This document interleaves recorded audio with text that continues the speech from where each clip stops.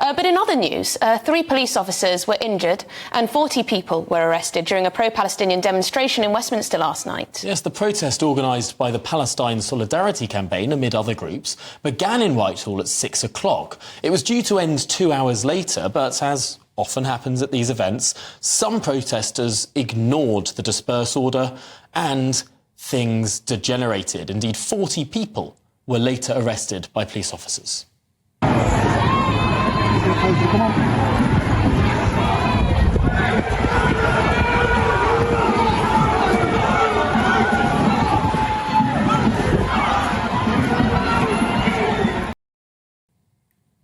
Well, joining us now is Norman Brennan, former London police officer and director of Law and Order Foundation. Norman, thank you very much. What do you take from what happened last night? Well, I'll tell you, I'll start off from the beginning. Enough's enough. What I take from it is that there were about 10,000 demonstrators on the streets of London on a Tuesday evening. Hundreds and hundreds of police officers had their leave cancelled. They were drawn in from all over London. And although the 10,000 were relatively noisy, a bit disorderly, they weren't really many attacks on the police. However, when most went home, there was a hardcore group of about 500, 40 of whom were arrested, and 3 police officers were injured. One was seriously injured. A young female had a bottle thrown at her, hit her in the face, and she was hospitalised. I've seen the photographs of her. They're not very nice at all. They're not pleasant. And the dental treatment alone will cost £2,500 to £3,000 to repair. And these police officers were standing there without their public order gear. They didn't provoke or antagonise these groups. But sadly, there's a hardcore that have got nothing but contempt for anyone and everyone. Their violence has become out of order, and it's always the police that are the brunt of this. So enough is enough. The time has come for the Met Police, the Mayor, the Home Secretary to ban these marches and allow thousands of police officers that are taken away from already depleted areas to go back to their divisions and police the streets rather than having their leave cancelled. And every weekend is the same. And I think the police, the public, everyone has had enough of it. Enough's enough. And yet it must be said that for the first 2 hours of this protest, it was peaceful. There were the majority of people there going to exercise a democratic right to express their strong-held view.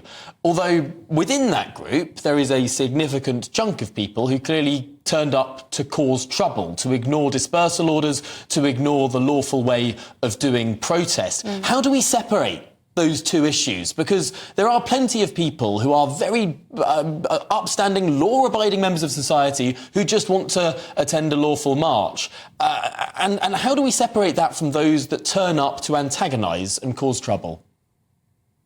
It's very difficult, really, Tom. I mean, let's be honest about it. These demonstrators, if we've got a concern, we're absolutely right. You can take to the streets to voice your concerns. But let's actually look at the transfer side. What about the law-abiding public? What about victims of crime throughout the whole of London?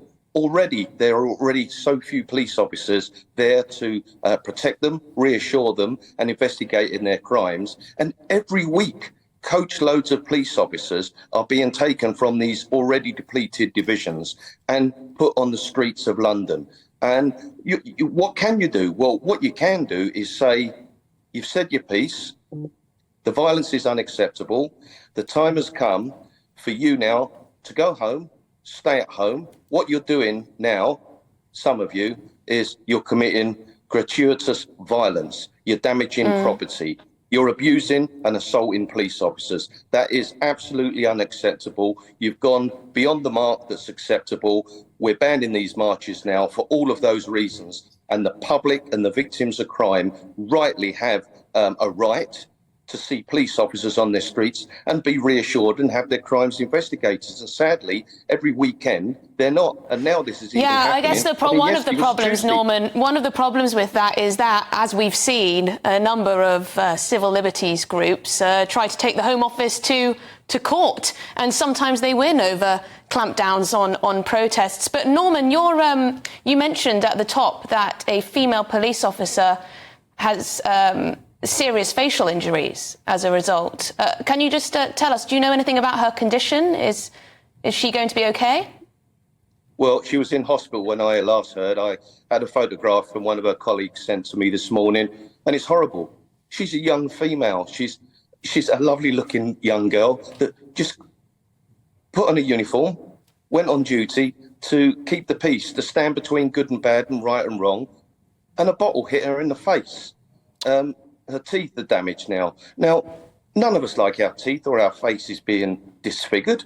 Police officers don't go to work to be abused, assaulted, insulted, and gratuitously grievous bodily harm by cowards in a crowd that think it's okay to throw a bottle at police officers who didn't have public order gear on. They weren't there to antagonise this group. So, yes, I think she's going to be okay, but it's a huge bill, almost £3,000 to pay for her dental repair alone. Her lips are cut, her face is bruised, and she's feeling very low today. And I can understand that. Police officers are not paid for this. It's not part of their job. And I think that should be taken into consideration by the Commissioner and the Mayor of London on future demonstrations. Police officers are not there to be abused. They're there to keep the peace.